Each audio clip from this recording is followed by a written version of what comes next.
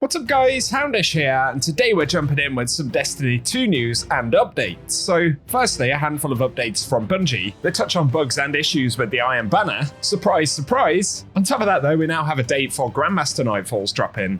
And additionally this week, we get the conclusion of the Act 1 storyline. We'll touch on a new secret in the Dreadnought, as well as in Sundered Doctrine. Plus we'll touch on additional rewards for the episode that are coming up in the future. Good wizard armor sets that we'll get later on in the season, as well as what are assumed to be the Act 2 artifact perks. So we've got those and a handful of other items in the video. If you guys enjoy this one, a rating below really helps us out, but now let's get into it. So first up for Bungie updates here, Bungie Help said they're investigating an issue where the Peace Bond sidearm is dropping with static perks in columns 1 and 2. More info will be provided when available. So unfortunately, dodgy rolls of Peace Bond, although the Iron Banner Trace Rifle is looking pretty good. Additionally, players were receiving quitter warnings after Iron Banner matches. Bungie say they've identified the underlying issue, and that those warnings will not result in account suspensions or timeouts, but once they have a timeline for the fix, they'll let players know. So a little bit of Iron Banner weirdness there. Otherwise, players were anticipating that Grandmasters might drop around now, as Bungie had said. They will return to the game after Week 3 of Heresy. That wasn't entirely clear, but the Destiny 2 team have now said GMs will start on February 25th, so that will be at the next weekly reset. Otherwise, of course, we did get the end of Act 1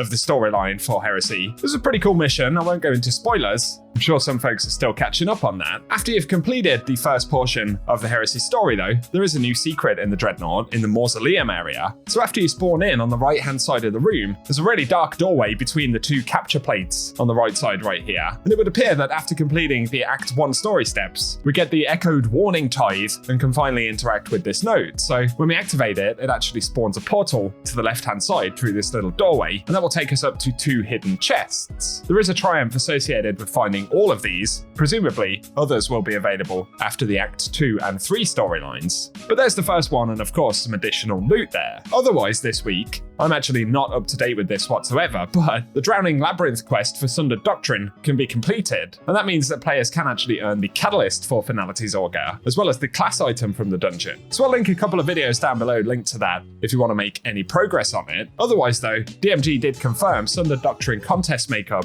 will be on February 22nd, so that's this weekend. Bungie had indicated that was the plan, but hadn't quite confirmed it yet. I guess that is the confirmation, so if you want another shot at contest, that's coming up this Saturday. Next up, let's round up a few additional items associated with the episode, and a little bit of stuff related to Act 2.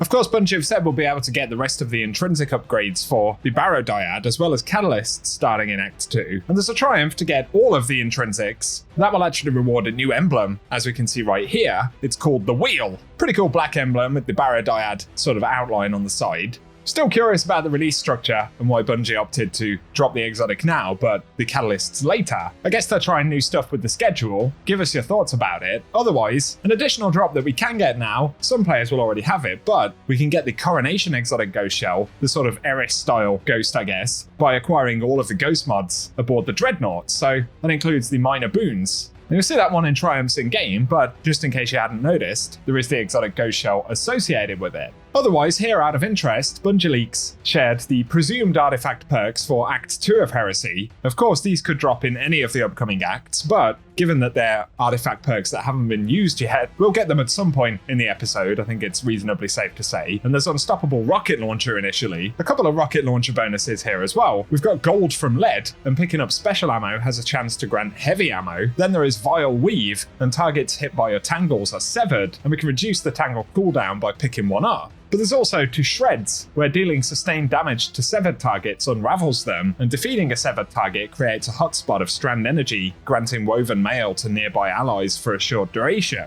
That sounds cool, kind of an aura of woven mail that players can pick up. But finally, there's Perpetual Destruction, where rapid final blows with non-exotic rocket launchers refund ammo and increase reload speed for a short duration.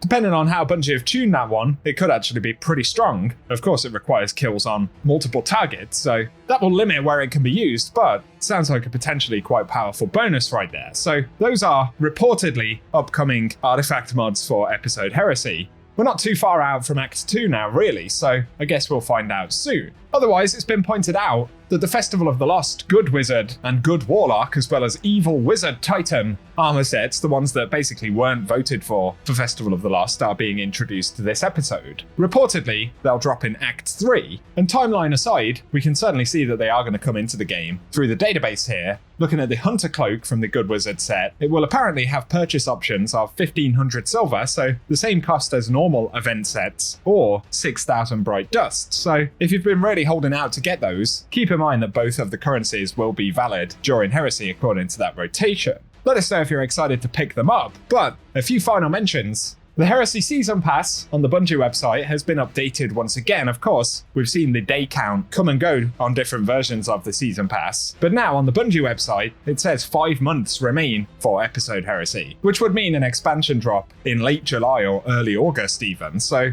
of course, that would still be a bit later than what we originally thought, but there's still a degree of speculation here, obviously. I'm really hoping that Bungie won't hold out much longer in terms of giving us an actual release date.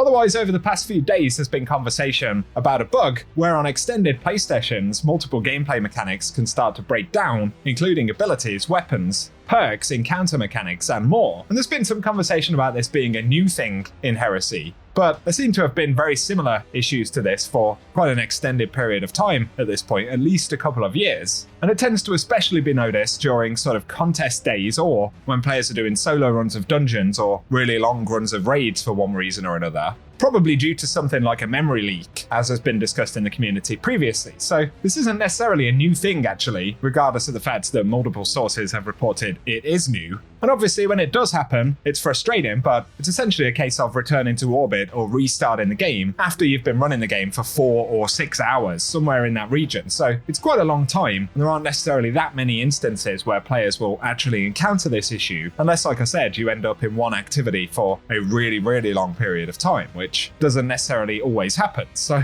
give us any experiences if you have encountered that issue. Otherwise, Destiny Bulletin pointed out it's now been 12 years since Bungie released the first Vidoc trailer reveal for Destiny, Pathways Out of Darkness. I remember that Vidoc pretty fondly. It was crazy seeing what Bungie had been working on behind the scenes. Of course, a very exciting time for the game, and really our first time actually seeing it. It's just frightening to think that it has been that long.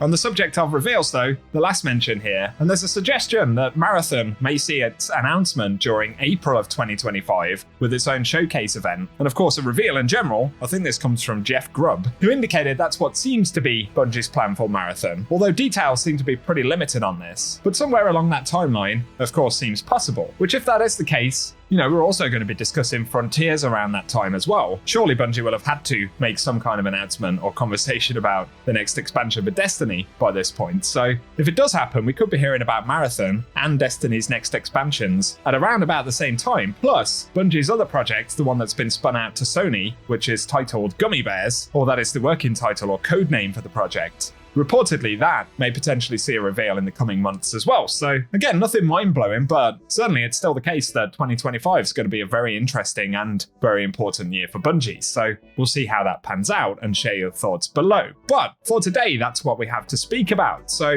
if you guys have enjoyed this video, a rating below really helps us on the channel. Also be sure to get subscribed and I can keep you posted with more content. But otherwise, thank you for watching and I hope you guys have an awesome day.